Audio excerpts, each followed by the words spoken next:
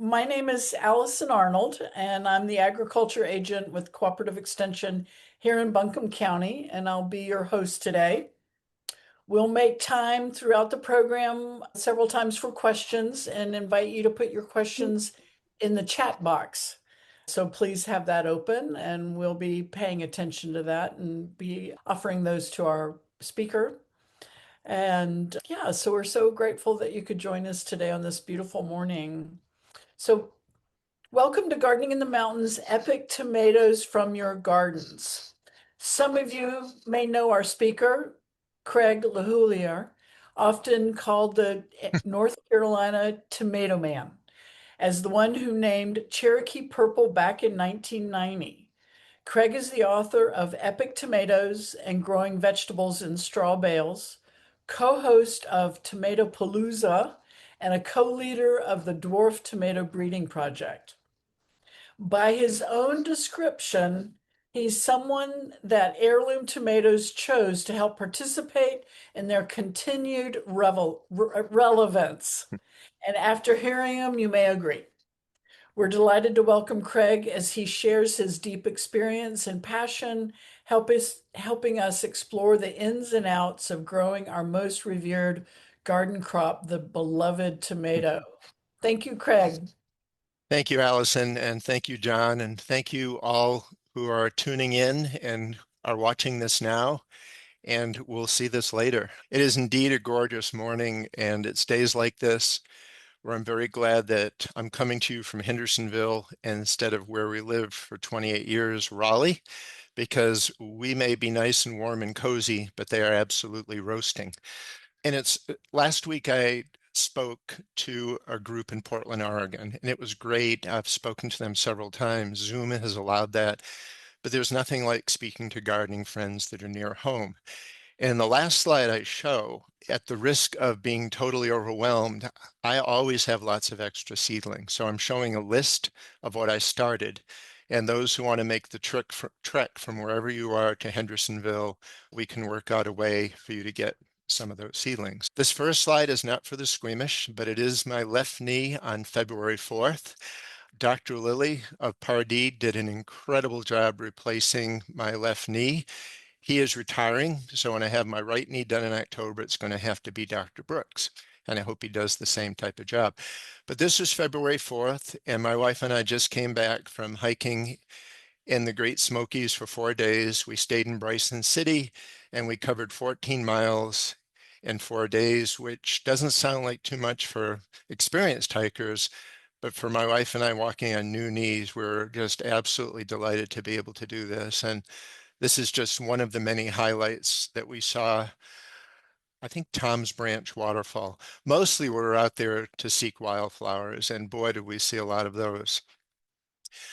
So on April 1st, this was my backyard, and this is our septic field here in Hendersonville. So this is where we have to garden, meaning a few days later, I moved all of these brand new straw bales that we purchased at Briggs on Route 64 in Horseshoe, excellent source for straw bales, into the backyard and started the treatment. I'll be talking briefly about straw bale gardening because that's become my favorite way to grow. The peak of our garden last year, and this is all straw bales and containers, and it's tomatoes, eggplant, peppers, beans, squash, cucumbers, and even sweet corn. The biggest change in our lives, and our life has gone through some real perturbations the last few years, the knees, of course, but also the fact that our daughter, Caitlin, and our grandson, Eli, who is now 15 months old and is definitely a future gardener, have been living with us for the last year, and I really can't wait to teach Eli how to grow things. I think this year he'll be mostly pulling things out, walking around the yard with his little watering can and such. So here we are, 2026, and we are the luckiest tomato enthusiasts in all of history. And I'll tell you why over the next few slides. When we moved into Raleigh in 1992, we expected to go to farmers markets and see a wide diversity, but as you may expect, this is mainly what we saw. They were red, they were round, and they were in some cases more appropriate to be weapons than edible, but they lasted a long time, all piled up. So the heirloom craze hadn't hit yet, but I'm gonna take you back even further to 1840, and we can really dig into this tomato thing. This is a Breck seed catalog, and if you flip to the T's and the S's, you would find about 30 types of squash, 20 types of turnip, and simply tomato. We silly Americans who love to conquer peoples were too afraid to eat a tomato, despite the fact it was consumed in Central and South America for thousands of years and Europe from the mid 1500s on. So what may have tomato looked like?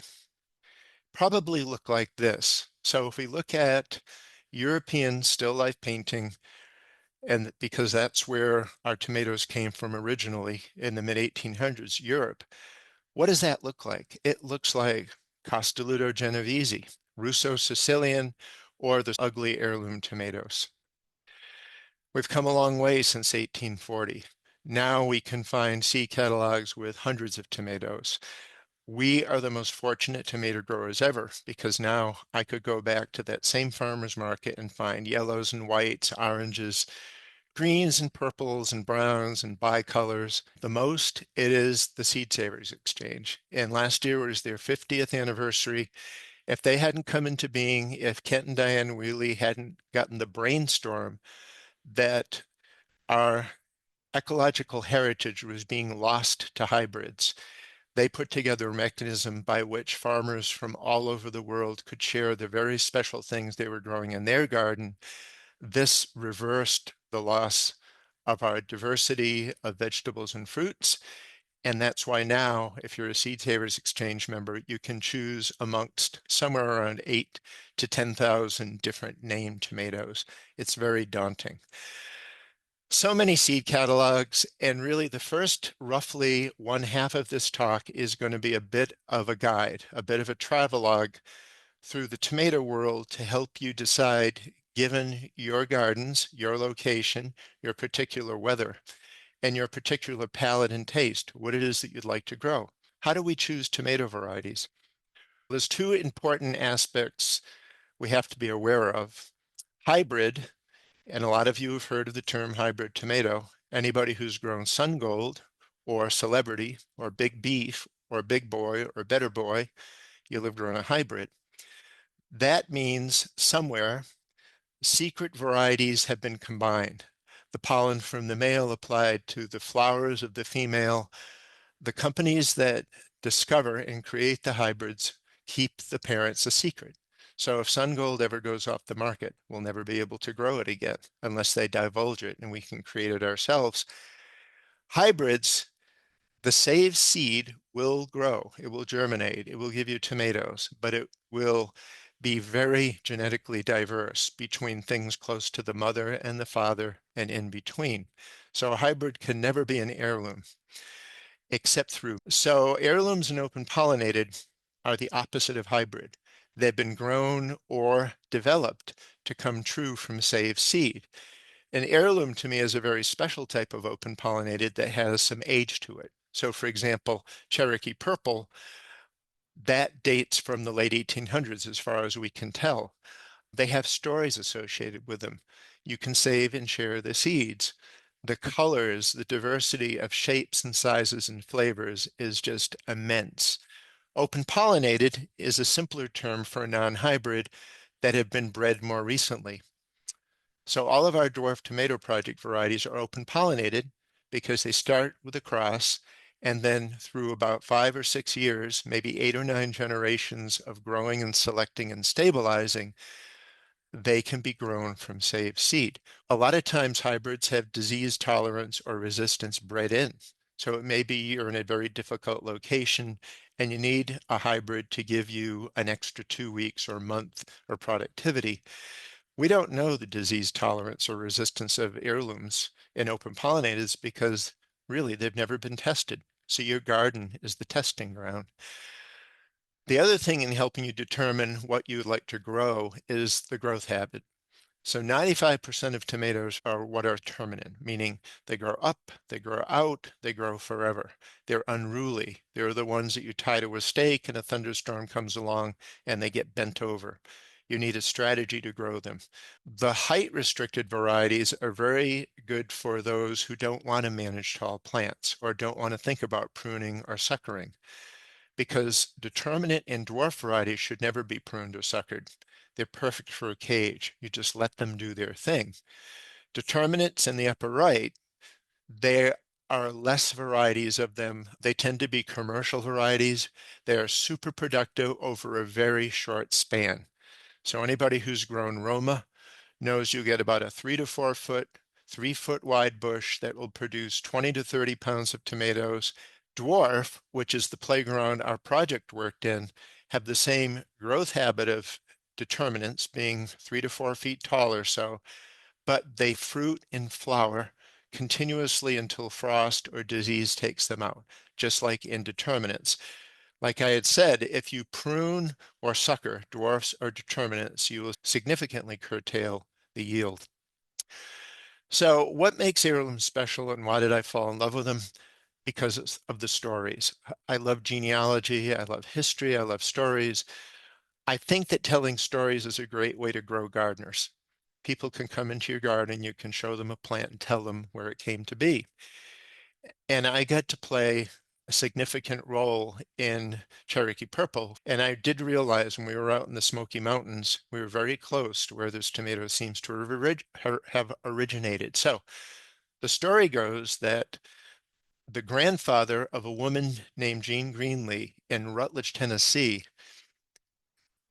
he obtained seeds of a purple tomato from the Cherokee Nation in the late 1800s. He shared seeds with his granddaughter, Jean.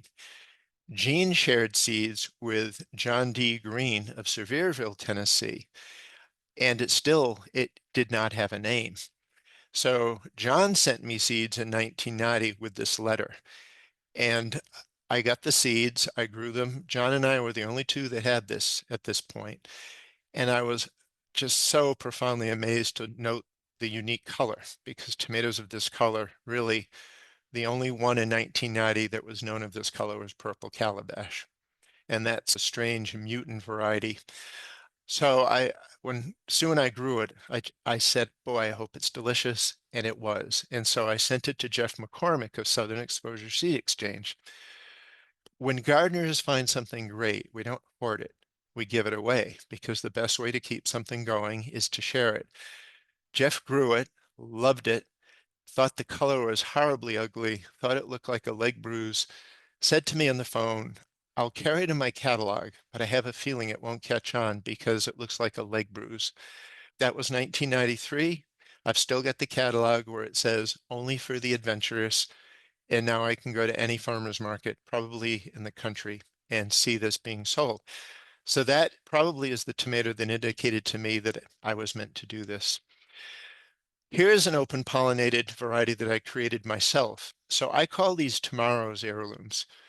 If they're open pollinated, they can be grown from saved seed. But if in 50 years, my grandchild and his grandchildren want to grow them, then I'll think we can consider them as heirlooms. Lucky Bling has variegated potato leaf foliage, and it has yellow fruit with green shoulders and a red marbling, and it is absolutely delicious. Victory Seed should be selling this next year. And I conceived of this project in 2005, the Dwarf Tomato Breeding Project. It officially ended in December of 2023, but it really hasn't. It's just ticking along now, really with me and a few people in the US who are helping us. All of you, of course, are welcome to help us as well. So between 2005 and 2026, we had 1,000 volunteers, all amateur, all just home gardeners.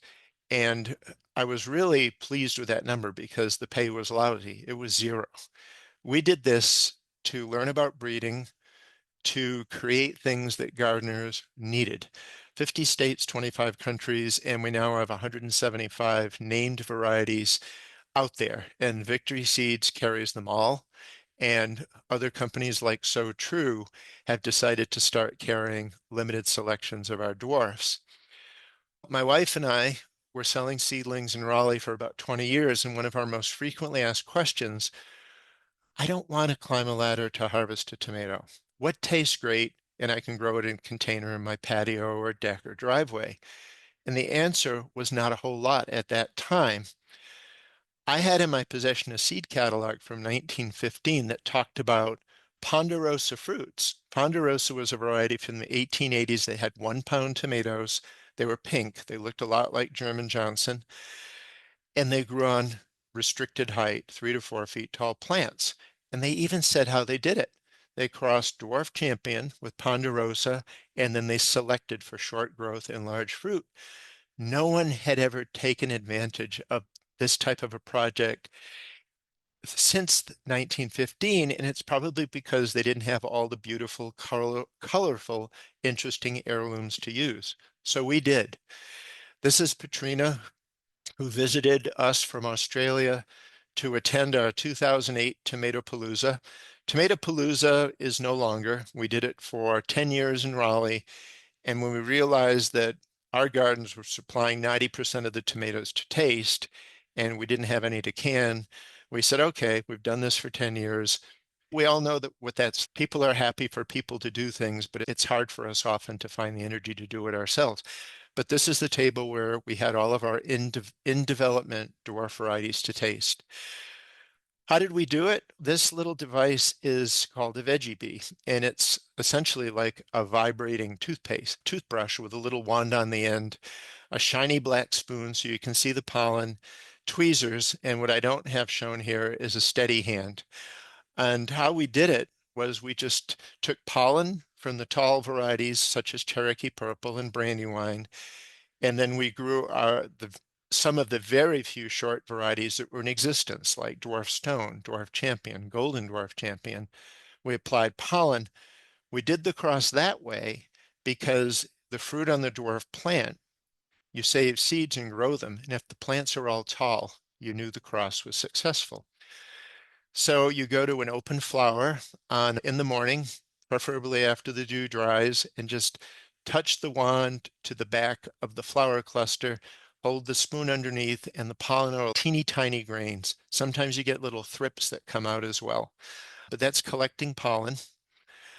This is the tricky part. You look at a flower that is appropriately open on the female dwarf plant, not fully open and still a little bit closed. You carefully grab the base of the flower and tug, and then you just touch the tip of the pistil into the pollen. You snip some of the sepals so that you can identify that flower and put a twisty tie so you know where you did your cross. If a tomato starts growing there, you have a really good chance that the cross took, and you save seeds. That is the beginning of the development of a project. That is your F1 hybrid between the tall plant and the short plant. We name it as a family so we can keep track of things. And we use the 7 dwarfs initially, Sneezy, Sleepy, Dopey, Doc, etc. But since we've done about 110 crosses, we've had to get really creative with the names. So these are what the dwarf plants look like. They're gorgeous. The gene for dwarf growth, it gives them a very thick central stem, a really dark bluish green color. They come in potato leaf and regular leaf because that's what we wanted to do. And we have them in fruit size as big as 20 ounces, cherry size. This is just a small sample, a very small, 4 out of 175 of some of my favorites. Sweet Sue, which is a medium-sized yellow, Speckled Heart, Fred's Tie-Dye, which looks like Cherokee Purple that have had stripes painted on it, Uluru Ochre, which is a dusky orange color. So I have about 20 varieties of dwarf started, limited quantities of each. And what I'm doing is transplanting 3 of each at a time in 3.5-inch pots. But in many cases, I have 20 to 25 of each. And I'm just looking for takers on it. I don't want to advertise. I don't want to go into the seedling sales business anymore, but I will have lots of extras. And I don't charge per plant. I just ask for a donation to the cause. And it's totally up to people whether they want to pay me or if they want to pay me.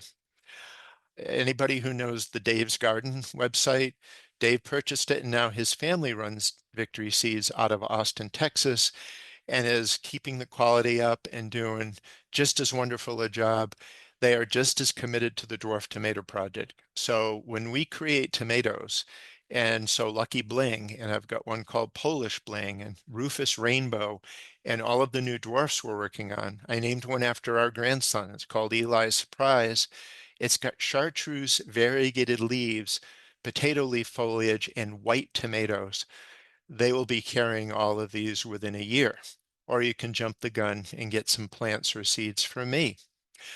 For those of you who are on this call that have questions about varieties, about tomato categorization, about the dwarf tomato project, about plant breeding, let's take about 5 minutes and see if people have questions.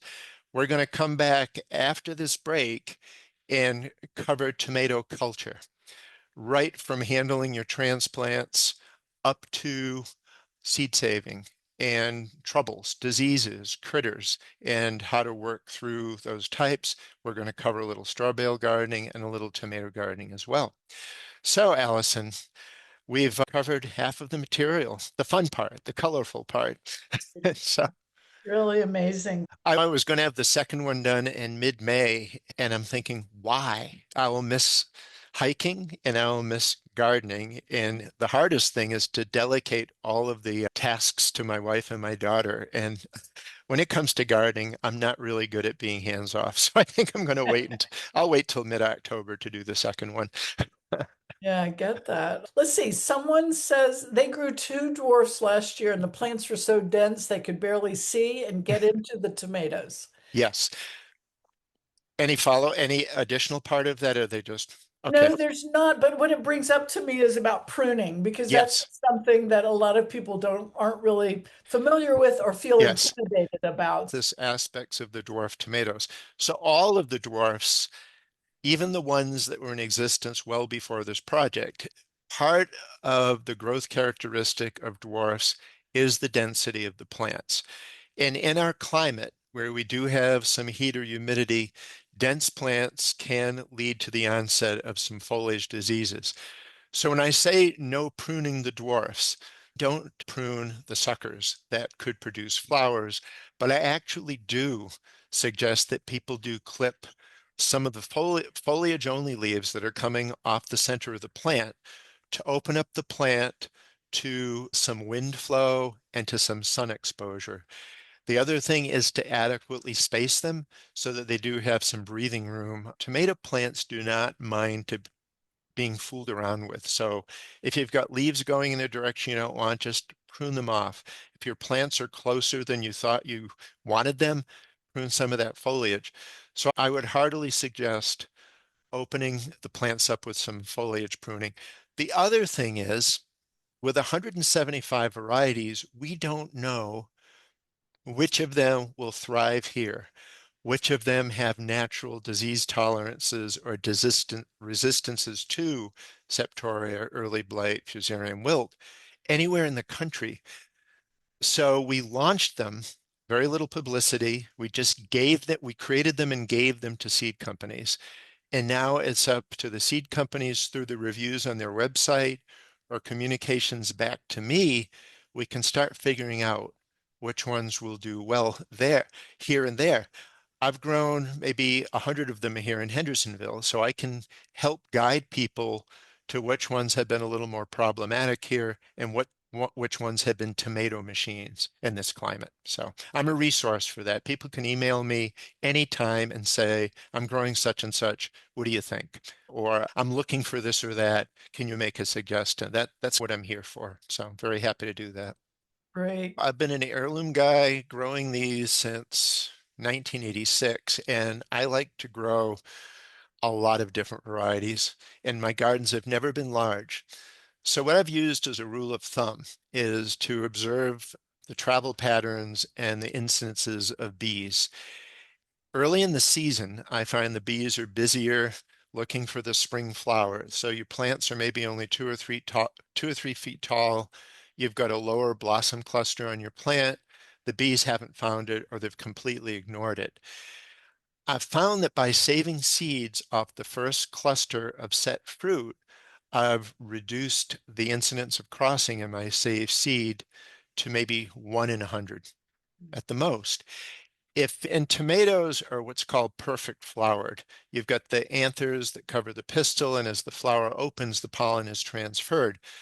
So even if you save seed in mid-August with the bees so busy in your patch, it hums, you're still going to get a 75% purity chance, but that means you're going to get 25% unwanted hybridization because the bees have snuck in there before the plant pollinated itself. So you can do two things. Focus on the first cluster, especially if you've noticed that the bees haven't been around all that much. Or if you need to do your seed saving a little later, just get the muslin bags, wedding favors, things like that, and just before the flowers open on a cluster, loosely drape that over the cluster and twisty tie it to the stem. Let the flowers open, let them set fruit. And once you've got lots of little tomatoes on the way, remove the bag, mark that cluster with a twisty tie, and you'll know 100% guaranteed you will have no cross-pollination on any of the tomatoes growing in that bag. Great. Okay, good. Okay, one more before back. Oh, somebody just made a comment. They have an Eagle Fork Big Red Heirloom from Jack Anderson that's 3 feet tall. So, I'll tell you, they grow. Anybody who's ever grown mortgage lifter knows that plant will grow 20 feet tall if you let it. So some of these are just monstrous. yeah, The other thing to mention in our area, Millard Murdoch was a breeder that lived in Flat Rock and did a lot of his work in the Carl Sandburg Gardens. Sadly, he passed away the year before we moved in, but he's bred a variety named Captain Lucky that is one of the top 3 flavored tomatoes. And I've grown and tasted 4,000 different types. If you haven't tried Captain Lucky, you are in for a treat. It loves growing in this area, and the flavor just knocks you over. okay. How big do you let your seedlings grow before you plant them out? Can they be too Oh, yeah, small? we're going to get into that. That's a great Okay. setup question for this And next then part. at some point, somebody's asking about stressing tomato plants. Yeah, we'll cover some of that because I got a great question from my Portland audience about dry farming. So there's a lot.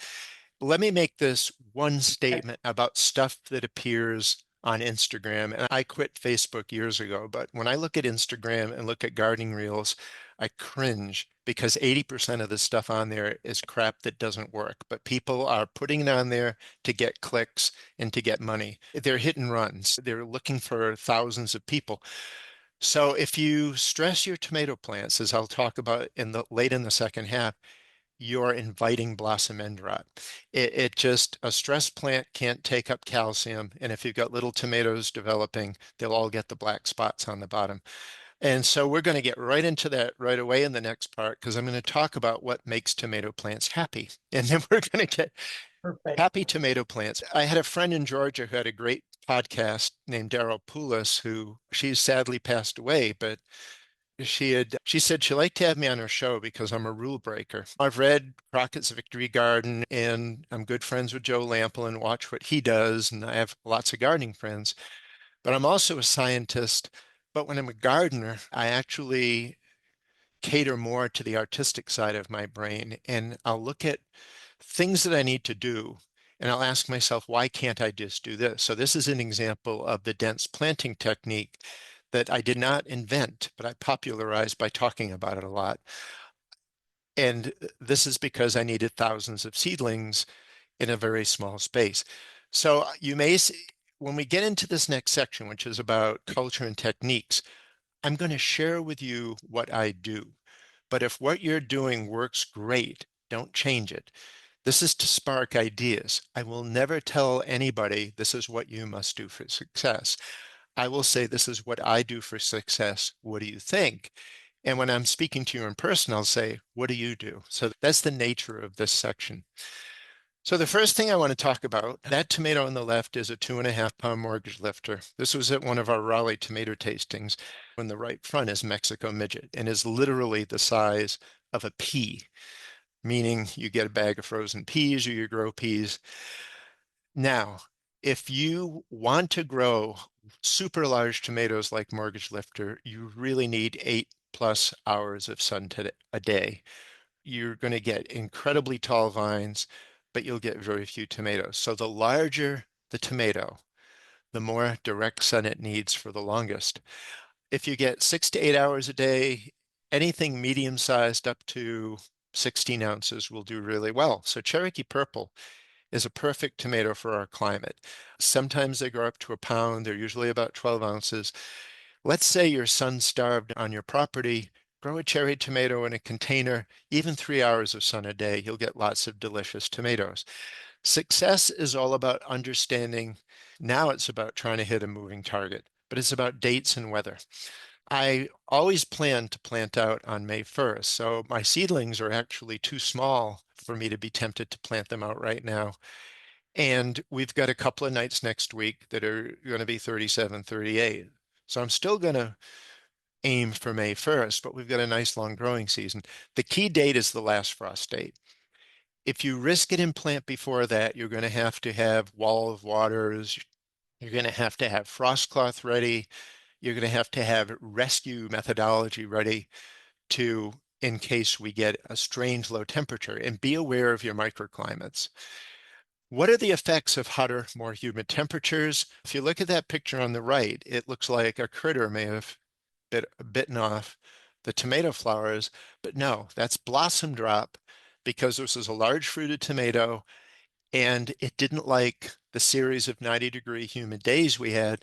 So the flowers opened, the pollen was clumpy, it didn't reach the pistil, so the flower shriveled up and the blossom dropped off. Hotter, more humid temperatures means diseases are going to be different, maybe more aggressive, maybe new ones come in, maybe some you've had before don't show up. Same with critters. We didn't have a single tomato hornworm last year. That's very odd because we had a lot the previous year, but it affects culture and care. So if you gardened a certain way at one point, you get hotter, more humid temperatures, you have to think about your watering and feeding schedules. So simplistically, this is a recipe for happy tomato plants. They love warm roots. Now you can put tomatoes out when you get nighttime lows at 35 or 40 degrees, as long as you don't get frost, but the top of the plants won't advance until it gets warm. Now it's good, the roots will grow, and once it warms up, the plants will shoot up like a rocket. They need adequate water, meaning not too much, particularly if you don't have good drainage, but not too little, meaning read your plants. If you see them wilting in the hot part of the day, they need some water. They need really good drainage to be happy.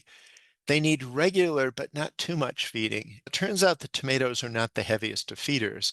And interestingly, hybrids are heavier feeders than open pollinated varieties. But in any case, and if you look at this picture, this is an example of the thick foliaged dwarf plants. Look at the crinkly, that's called rugose foliage when it's all crinkly like that's just a genetic aspect. Plants need regular attention. I'm retired now, so I can actually go out and look at my plants daily. I hand water so I can see what's going on with them. So I can find the critters and find the speckled foliage that is the onset of a storm of foliage disease. So now about hardening off seedlings, because I assume many of you have your plants. Maybe you've purchased seedlings, maybe you've started them yourself. One of the things that I've done over my 7 years here is I've almost totally eliminated artificial light. So I start my seeds in what's now Eli's bedroom in a window just so I can have good light. But tomatoes don't need light to germinate. Heat helps, moisture near the surface helps, but then they germinate. And in order for them to not get too leggy, they need a light source. So this is fine. Make sure your light is appropriate. So if you're using LEDs, don't get them too close so you don't burn the seedling tips. If you're an old-fashioned guy like me and you still use fluorescence, it's great because you can have the tubes right near the tips of the growing part. And this having the light so close minimizes leggy seedlings. Leggy seedlings is not a death knell. They can always be saved by deep planting at planting time. This is the risky method that I've gone to in Hendersonville, where our side deck gets filtered sun We have these nice warm days. I plant my seeds March 1st. I've got seeds, they've germinated by March 7th. I've got seedlings by March 15th that start to need a little light. So I'll put them out for a couple of hours when it's 45 degrees and it's relatively calm and we don't have heavy rain. And I'll give them filtered sun at first, but by the end of the week, they're in full sun. You got to make sure they're watered. And the only time they come in is when there's a risk of frost or we've got heavy windy rain going on. But the day that we went away, I looked at the forecast and it said nighttime low 40. So I had all my hundreds of seedlings out. I asked my daughters, they watered them. I said, how do things look? They said they look fine, but they didn't look closely. And it turns out that even though I have 1,000 seedlings on the same table, certain varieties did get nipped the night we went away. Now, these plants will survive. They look really awful right now, but there's areas where suckers can develop. But this is what happens if you don't know your microclimates. And clearly I didn't. 40 degrees on the weather forecast did not take into account it probably hit 31 degrees in the Laurel Park area of Hendersonville in my driveway. So be careful of this. It is okay if you've done your transplanting and your seedlings are starting to size up nicely and you have some days of heavy rain or even frost threat. They can live in a garage, even with the garage door closed during the day, 2 or 3 or 4 days. And any hardening off that you do does not get undone when they come back indoors and go under the lights or into the garage. Tomato seedlings are very robust, and the gardeners tend to err on the side of babying them rather than letting them just fend for themselves. So some key success factors if you're doing an in-ground garden.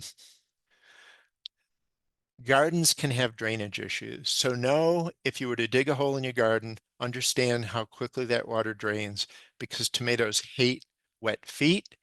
And if you plant your plant and the roots are sitting in a bowl of water, your plant will look wilted and you may think, oh, I need to water it some more. No, it's actually suffocating because you're not getting oxygen through the roots. How do you fix that? Dig deep, work in compost, work in potting mix, work in some peat, do anything you can to improve your drainage. In-ground gardens, particularly if they're not as large as you'd like and you can't rotate as much as you'd like to, with tomatoes you can develop diseases in certain areas. And this is an example of where fusarium wilt is hitting these plants in this particular area. Fusarium shows itself from wilting plants and yellowing foliage. What this means is the area that these plants are growing in are going to be infected for 3 to 5 years. So you need to rotate tomatoes away. Now you can still, if this is a prime sunny spot, you can just put down landscaping cloth, put in a root barrier and use a container or a straw bale, and you can grow your tomatoes in the same location. I think it's important to plant your plants deep because any part of the stem that's below the soil or the planting mix will in itself root. You're covering up a vulnerable section of the stem where it can blow back and forth on a windy day. I actually plant everything deep, and I've gotten this question a lot. Do you just do deep planting for tomatoes? When I transplant pepper or eggplant or lettuce or flower or herb seedlings, I plant everything deep and it works just fine. And it's not that they build up so much that the ones that affect the plant from not mulching are all of the spores that are blowing around from neighboring gardens, from your flower gardens, from the neighbor's yard. The little fungi that will splash up from the soil or blow in from the side and land on wet foliage, and they cause the yellowing and the browning and the speckling of the leaves. So use untreated grass clippings. You can use landscape fabric with slits cut in so the water can go through, but mulching is very important for healthy plants. There's an overall guiding factor. Don't use overhead watering or sprinklers because when the foliage gets wet, the diseases will just stick to those leaves. The other thing is you're wasting water because a lot of it is going to evaporate before it even hits the plant. But the leaves of the plant are not where it's needed. The roots are where it's needed. So I always do watering can or hose watering at the base of the plant. An in-ground garden and growing in the soil is the only place I would say something like dry farming could work because you're withholding water, but the roots of the plants are going deep to find water in the water table. If a plant on a really hot day is in a container and it doesn't get enough water, all the moisture in that container dry out. You don't only stress a plant, you can kill it. So I'm watering when the plant and the weather dictate. In-ground gardens, you may get away with watering once every couple of weeks if we're getting some regular rain, maybe once a week. Eventually, when the plants get large, I often water once a day, especially when it gets hot. In terms of feeding, I used to go with an all-purpose water soluble, dissolved up a tablespoon per gallon, and give the in-ground plants would be maybe once every 2 or 3 weeks. But that's a lot of work, and it's a lot of lugging around buckets of plant food solution. So I now go to a slow release or granular, maybe a 10-10-10. If you're an organic gardener, you can use an espoma tomato tone or a plant tone. Do a few tablespoons every 2 to 3 weeks and water it in. Like I said, tomatoes aren't the heaviest of feeders, and that will be sufficient. You want to get enough N, P, and K, nitrogen, phosphorus, and potassium to the plants with micronutrients. Typical garden soil does have enough calcium to make the plants happy. But if you've had a real problem with blossom end rot, you can also use a little granulated, slow release lime early in the year just to be sure. But blossom end rot is mostly a problem with plant stress. As far as supporting tall plants, if you put 50 gardeners in a room, they're going to come up with 50 different ways to do it. I'm a staker, and I use those big balls of twine that I get at the big box stores. They're not expensive. The plants don't mind being tied in this way as long as you don't tie them too tight. And when your plants get really tall, this is an 1894 heirloom called Ferris wheel growing on two 8-foot stakes in my Raleigh garden. And you can see the different creative twine tying techniques. This is 12 1.5 pound tomatoes on a plant growing in a container in my driveway. If you're growing on a deck or someplace you have a railing, you can just lash a 7 or 8 foot wooden 2x4 to your deck and just tie the plant up as it goes. So in the left inset picture is the 3-foot plant showing where the tied stake is going further up, and on the larger picture is where the plant is probably about 6 feet tall right now. Now, cages are a great way to handle tomatoes, even indeterminate tomatoes. So this is Captain Lucky, that variety that Millard Murdoch bred that I talked about, in a cage in a straw bale, and I grew this totally unpruned. I picked about 35 or 40 pounds of tomatoes off this plant. Every time the plant tried to escape the holes in the cage, I just tucked it in. When it got to the top, I just chopped the plant off that grew beyond the cage. One thing that's important to note is this is particularly important for indeterminates. The more direct sun you get, the shorter the plant will be. So I did some volunteer work at the Veterans Healing Farm nearby a few years ago. I grew Cherokee Purple there, and it got to 3.5 to 4 feet tall. I grow that same variety in my yard here. That was morning to evening sun. So from the time the sun came up to the time the sun came down, in my yard, I get 6 to 8 hours if you get more of it. What if you're growing in a place like a driveway and you're having trouble with all your plants tumbling over? You've put the stake in a container. It doesn't work because all of the weight is going to be on that stake. And when the tomato starts putting out tomatoes in a thunderstorm, it'll just blow over. So I found that by taking a pot that I don't plant into and putting very heavy clay soil in the back of the containers and putting stakes in it, each plant gets 2 stakes, one in its grow bag or container, one in the container where nothing's growing in. And by dividing the weight, you're providing a ballast. And even with tall fruit-laden plants, you can keep them upright all season long. So now we're getting into containers and straw bales briefly. If you don't feel like containers of straw bales are compromises, because you can grow everything you can grow in ground or raised bed in a container or a straw bale. All of these tomatoes, this is here in Hendersonville. This is probably 60% straw bale, 40% container, and we're talking all of these 1.5 pound heirlooms. You can use anything you want for container as long as it has a drainage hole in the bottom. The black plastic 5 gallon are wonderful for growing dwarfs, determinants, peppers, and eggplant. They're less than $1 each. I've had some for 15 years. Self-watering containers are great. They're a little more costly. Earth boxes are an example. They're a little more vacation proof or stress proof because you've got a vessel in the bottom that holds water.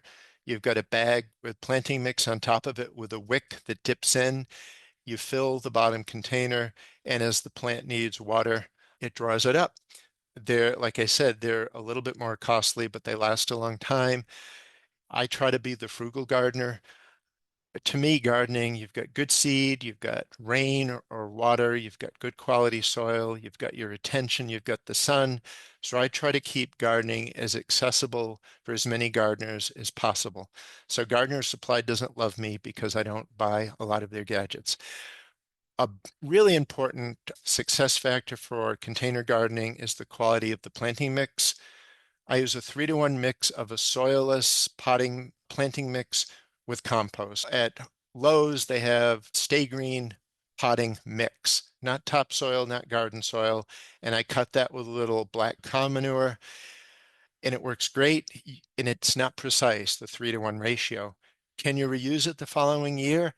If your plants grew fine, absolutely. The only time I would now toss planting mix is if I lost a plant because of some dire disease that came in through the root system, such as fusarium.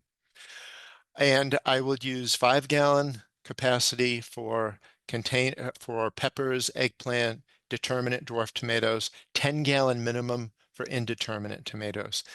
This is a future compost bin that creates the perfect growing environment for your plants. All it takes is a 2-week process of alternating days of heavy nitrogen application. We're talking half a cup of 2805 or a few cups of fish emulsion, alternating days, watering every day, followed up with a heavy application of a balance food, a cup of 10-10-10 or 6-6-6, water every day. In 2 weeks, you just create a little crevice and you seat your plants in. And the orientation does not matter. So I direct seed beans and squash and corn, and I do string up because I like the big surface areas. This is a great technique to do with kids because the mushrooms start popping up and the grass starts popping up. So somebody mentioned at the beginning, what size do I put my seedlings in? Look at the size of these plants. They're about 2 inches tall above where the roots are coming out. This is May 8th. This is 2 weeks later. So what this is the fact that the center of the straw bale heats up to about 120, 130 degrees. That heat supercharges the growth of the plant. Direct seeded beans and squash from 35 days from seed planting using straw bales. This is a look down my tomato columns.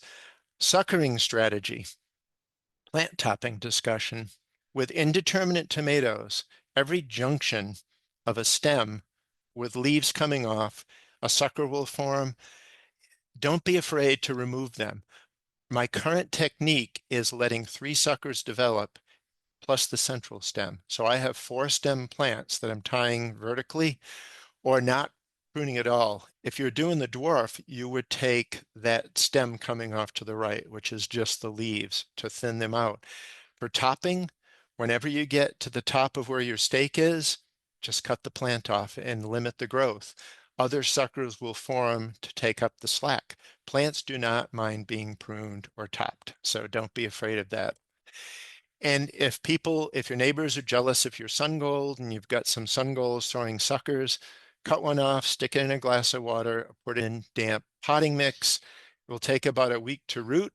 Pot it up for them, and they've got a clone of your sun gold. This is also a great way for succession gardening. So you put in a series of plants and you want to bring some along in the back just in case something happens, root a bunch of suckers of your first planting, and then you'll have a new garden. Pull your plants midsummer, put your next set of plants out. What happens if you don't top or sucker?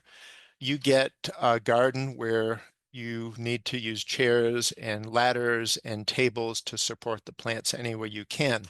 This was my first garden in Hendersonville. My wife said, "Man, is it productive, but what a mess." The next year, when I made the course with Joe Lample, I said, I'm going to do everything by the book. Just a few things about disease, the most common ones we'll see. If you've got the grayish lesions on your leaves and you can see the concentric bullet form, that's alternaria or early blight. It will not kill the plant as long as you get the leaves with the lesions off as soon as you find them, because there are spores on the back of those leaves. If you want to tell between early blight and late blight, which is dire and will kill plants, look at the targeted grayish concentric circle lesion on the left versus the fully gray lesion with the pale zone on the right. They take plants down really fast, so get those plants out of your garden. Our other common issue is septoria leaf spot, and those are the brown speckles. By adequate spacing of the plant, by keeping the foliage dry, by removing these leaves when you find them, you can minimize them. So these are not plant killers, and they're unavoidable. Everybody who grows tomatoes will have them. Septoria moves fast. So if you're not disciplined removing the speckled leaves from your plant, the next day half of your plant will have it, and the area is close to this. Fusarium wilt is one of the bad ones. It's not as common, but if you see your plant wilting and then a few days later it's turning yellow, it's a soil-borne fungus that goes through the roots and turns the water transportation off on your plant and kills it. So the plant can be removed, and you don't want to plant in that area the next year. Critter-wise, the two worst is when you see the holes in your tomatoes. These start off really small and eating foliage. So if you find laced foliage on your tomato plants, flip it over and I bet you find a tiny little worm. These are the same worms that end up in the tip of the corn. And when you shuck it, you find that little worm eating the kernels up there. Using an organic spray like BT or spinosad, they will paralyze the digestive system of the worm and will take care of it. So if you don't find them by hand picking, you can just use that spray.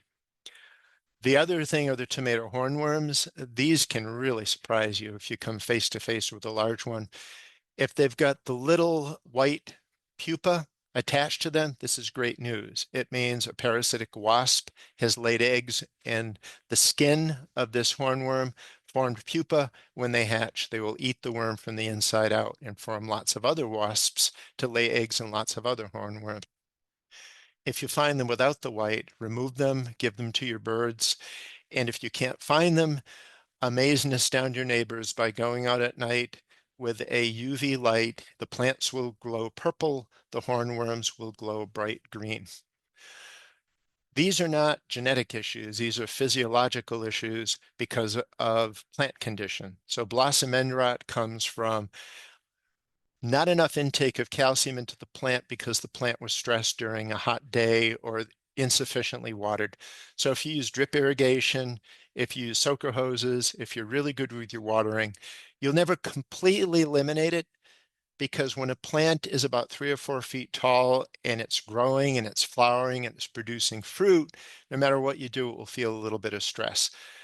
The varieties that are more likely to show blossom end rot are the determinate paste varieties because they have to do so much so quick. Radial cracking or concentric cracking comes from the plant trying to take up water because it's vine ripened, but the cells can't divide fast enough. Pick at the breaker stage when your tomatoes are half ripe. Bring them in, set them on your counter out of the sun, and within 2 days they'll look like this, and you won't get the cracking. The flavor will be indistinguishable. If you don't do that, you end up getting a lot more cracks. So these were left on the vine too long, but tomatoes that start cracking when you pick them will not have the shelf life. Last fact to share with you is myth busting the whole thing about tomato acidity. I've been to farmers markets. You can buy low acid pink or low acid yellow. The USDA did a test of 5,000 varieties in the 60s that showed that all tomatoes are essentially equally acidic. It's the sugar content that varies. And so tomatoes that taste tart have less sugar. Tomatoes that taste sweet have more sugar, and it covers up the acidity. So if you're growing 100 different heirlooms, can those 100 different ones all together. And we always aim for about 63 quarts, and they could have any of 100 varieties in here because I'm the family genealogist, and this is a page from our tree. And all of the people that are circled here, my dad's father and mother, my dad, and my mom's dad were all avid gardeners that would take me into their gardens and share.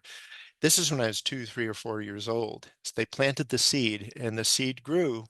And so that's my grandfather on the left, Walter Gibbs, at his 50th anniversary. That's my dad taking me when I was probably 1 or 2 into the local parks and telling me what we were looking at, all the different flowers. So your job is simple. Grow a gardener. Share what you do with them, neighbors, relatives, friends. We growing your own food means you're getting quality, what they're sprayed with, which in my case will be absolutely nothing. And it's just a great way to build community. My 2 books are available pretty much anywhere. You can get signed copies from me. And there is my blog, craiglehoulier.com. I've got blog, frequently asked questions, speaking events. I've got videos of how I do my transplanting and seed starting. nctomatoman@gmail.com for email. I've started my weekly Instagram lives on Fridays at 4 from my backyard. I'll be doing one tomorrow. And I just show people what I'm up to, take them on a tour, and leave plenty of time for questions. The online course I did with Joe Lample, the link is there. And the Dwarf Project Tomato Book is underway. And between a grandson and a knee replacement and all of the gardening work, it's hard going.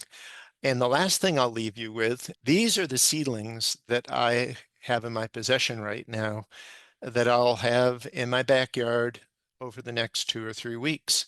Take a picture of that, or people can email me and I'll show you the Word document. But if any of those, and some of them I have in very limited quantities, some of them I have plenty, plenty meaning 20 or 25 seedlings, but these will be pay what you think they're worth. We're right off 64 between the ugly gem mine and the little horseshoe shops and on a dead end road. And you can just email me, pick a time, come on out and get some plants. All I can say is fabulous, Craig. This is just so awesome. This, like we said in the introduction, our beloved fruit of the tomato, and you've really brought your passion alive and inspired because I think you've given us hope. You We know, can do this. So many yeah, people say, I can't grow tomatoes. I've never been able to grow tomatoes. And I do have to say, I get a lot of tomatoes here, but my season ends much quicker than I'm accustomed to it in Raleigh. So we in the Asheville Henderson area, because of the heavy rains that come in midsummer, it is very hard to carry tomato plants healthy beyond mid to late August. And you notice that when you go to farmers markets and you say, where is everybody's tomatoes? The plants are all gone. So that idea about succession planting using suckers may be a good way to get a second crop of tomatoes. Usually I'm so tired from harvesting and canning, and I'm like, okay, I've eaten everything I want. I'm fine to say goodbye, just like we do with strawberries, right? Just like we do with blueberries or anything else that's seasonal. Eat all that you can when they're there, and then go on to kale and go on to collards and go on to other things. So that's what my wife yeah. and I do. I have one. We have a Yeah, couple of questions. When you mentioned the breaker stage, what is yeah. that exactly? So the top of the tomato, the shoulder part is still green. The bottom, roughly 1/3 to 1/2, is showing the color that the tomato will be. And at that point, the inside is starting to get quite ripe, and you're almost there. If you leave the tomato on the plant until it's fully ripe, you're going to have to eat it within a couple of days, and the critters are going to smell it, and it's going to be nice and juicy, and the birds are going to want to come and peck it, and the squirrels are going to want to come and bite it. But if you pick at the half ripe stage, The critters aren't as interested, and it really does ripen indoors within a few days, and you'll get an extra 2 or 3, maybe 4 days of shelf life off it with completely unaffected flavor, as if Nice. you would have left it ripe. So it's Joe Lample and I have been doing this for a while, and we did a blind tasting, and we couldn't tell the difference between vine ripe and breaker stage and ripe. And so we've proved to ourselves that it works. So Okay, great. That's really great. Is it too late to start Cherokee Purple? let's see, we're at mid-April. You could put it out a little bit earlier, mid-May, June 1st, July, August. It isn't. You want to really be careful. People can come get a couple from me. It's a Okay. pretty common seedling to find around right now. I'll tell you one thing about Cherokee Purple. I've been keeping it the way I received it in 1990. I've got a big PowerPoint family tree of every year I grew it. And so some years I grow it from safe seed, etc. it, it still looks like what I received, but about 1/3 of the companies out there are selling Cherokee Purple, but they're actually selling Black Krim Mm. and vice versa. MIT did a genetic study of certain varieties, and the way you can tell is if you get Cherokee Purple is it cracks radially from the stem out. The way you can tell if you're growing Black Krim is it tends to crack concentrically, which is parallel to the stem of thing, but in a circle around the stem. And that's one way you can tell is if you got one or the other. And it's a shame that's happening a lot with heirlooms. Some seed companies, some of the younger, smaller seed companies that are just trying to make money doing it because they think it's a thing. They haven't grown a lot of these things. They don't know they're selling crossed up seed. So I try to be some of the purity police, but I've given up. Now it's just, if you want to know a good source for a variety, ask me because I'm the original source of a lot of varieties to Johnny's, Southern Exposure, Victory, the Seed Savers Exchange, and they've done a good job keeping some of these pure.